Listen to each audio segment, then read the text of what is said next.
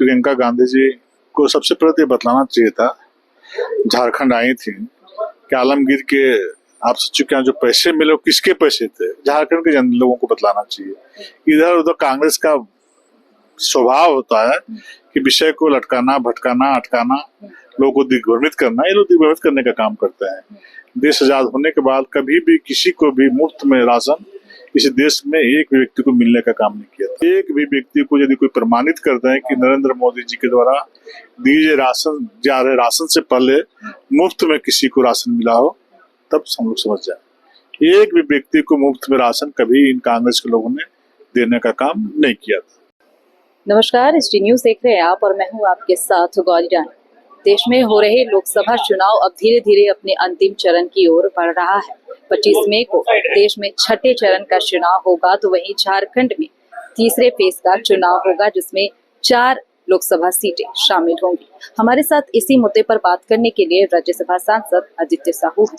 Sir, SD news में बहुत स्वागत है आपका। सर, सबसे पहला सवाल तो यही है कि 7 सीटों पर चुनाव हो चुके हैं। 25 मई को 4 सीटों पर चुनाव है, फिर 3 सीट का चुनाव जो है वो आखिरी चरण 7वें चरण में होगा। जो जिन सीटों में चुनाव हो गए हैं, क्या लग रहा है? देखिए, जिस प्रकार से देश के यशस्वी प्रधानमंत्री आदरणीय नरेंद्र मोदी जी ने देश आजाद होने के बाद पहली बार गांव में विकास के कार्यों को पहुंचाने का काम किया है, और गांव, गरीब, किसान, मजदूर, सभी समाज, सभी वर्ग के लोग ये महसूस करने लगे हैं कि इस प्रकार के भी काम सरकार कर सकती है। चूंकि गरीब आपका बेटा और जूठा बांधने वाली माँ का बेटा आदरणीय नरेंद्र मोदी जी हैं, जिसने गरीबी को बहुत नजदीक से देखा है, गरीबी में पला है, गरीबी में बढ़ा है, गरीबी में जिया है। इसलिए आज जिस प्रकार से इतनी बड़ी मात्रा में, जिस प्रकार से गरीबों के लिए, सभी समाज, सभी वर्ग के लिए जो कार्य हो रहे हैं, जिससे आम आदमी अपने आप को बहुत गौरवान्वित महसूस कर रहा है, अपने आप में प्रफुल्लित है, और दिल से आशीर्वाद और दुआ देने का काम आदरणीय प्रधानमंत्री जी को कर रहा है। और मैं समझता हूं कि 14 को 14 लोकसभा सीट भारतीय जनता पार्टी की झोली में पड़ेगी और नरेंद्र मोदी जी की झोली में डालने का काम करेंगे। रांची में जो चुनाव हो रहे हैं, सीधा टक्कर है कांग्रेस और बीजेपी में। मोदी फैक्टर का कितना दबाव है? नहीं, शायद आप लोग क्षेत्र का भ्रमण अच्छे प्रकार से रांची लोकसभा में नहीं किए हैं। मैं कर रहे हैं, नहीं किए हैं। ग्रामीण क्षेत्रों का कितना? मैं गांव में रहता हूँ, गांव के लोग जानना चाहते हैं कि कांग्रेस पार्टी के समर्थन से इस राज्य में सरकार चल रही 4.5 वर्ष। गांव के लोग कांग्रेसियों से पूछते हैं कि आप सिर्फ 2 काम बतलाओ जो गांव के लोगों के लिए किया। आज जवाब देने के लिए कांग्रेस के लोगों के पास, जेएमएम के लोगों के पास विषय नहीं है।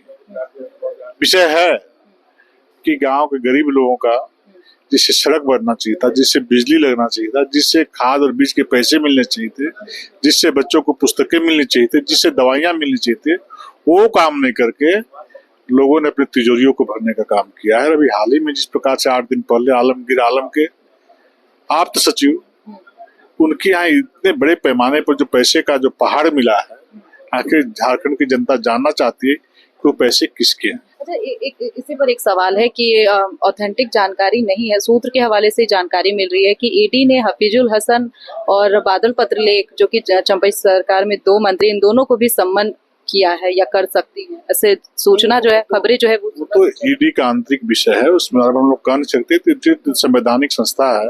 तो लगातार चंपई सरकार के मंत्रियों को टारगेट किया जा रहा है। टारगेट नहीं किया जा रहा है। जो गलत करेगा, जो जनता के पैसे को खाएगा, जो जनता के अधिकार को छीनने का काम करेगा, गरीब लोगों का लगता है, और जिसको भी गरीब का लगेगा वो परेशान हो जाएगा, बर्बाद हो जाएगा। और मुझे लगता है जेएमएम कांग्रेस के नेताओं को, उनके मंत्रियों को, मुख्यमंत्री को गरीब जनता का झारखंड में लगा है। गरीबों की बात कर रहे हैं तो प्रियंका गांधी रांची पहुंची है। वो कह रहे हैं कि प्रधानमंत्री नरेंद्र मोदी जो गरीबों को अनाज दे रहे हैं 5 किलो, ये उनका अधिकार है, क्योंकि कांग्रेस ने ही ये कानून लेकर के आया था। देखिए, प्रियंका गांधी जी को सबसे पहले तो ये बतलाना चाहिए था, झारखंड आई थी कि आलमगीर के आप सोच चुके हैं जो पैसे मिले किसके पैसे थे, झारखंड के लोगों को बतलाना चाहिए। इधर उधर कांग्रेस का स्वभाव होता है कि विषय को लटकाना, भटकाना, अटकाना, लोगों को दिग्भ्रमित करना, ये लोग दिग्भ्रमित करने का काम करते हैं।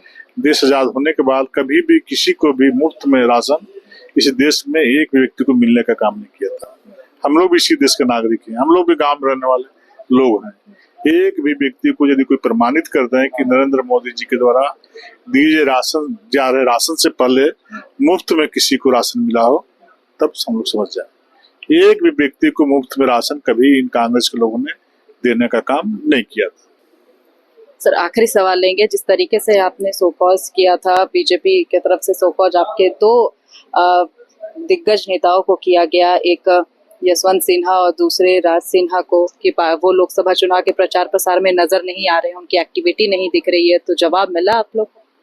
जवाब आया है, हमारे वरिष्ठ नेतागण प्रदेश नेतृत्व उस पर विचार करेगा, विचार करने के पश्चात जवाब आया? यहाँ पर सामूहिक नेतृत्व काम करता है, सभी लोग के विचार से कोई निर्णय होते हैं, तो सभी हमारे वरिष्ठ नेतागण बैठेंगे तो विचार करने का जो आएगा निर्णय, वो निर्णय होगा। किसी का व्यक्तिगत विचार कोई निर्णय नहीं होता, यहाँ पर सामूहिक विचार के आधार पर कोई निर्णय लिया जाता है। देखिए, हमारे साथ इस वक्त बात कर रहे थे बीजेपी से जो दिग्गज नेता है, राज्यसभा सांसद आदित्य साहू, जिन्होंने तमाम मुद्दे पे अपनी बात कही। मैं गौरी रानी, दृष्टि न्यूज के लिए रांची से।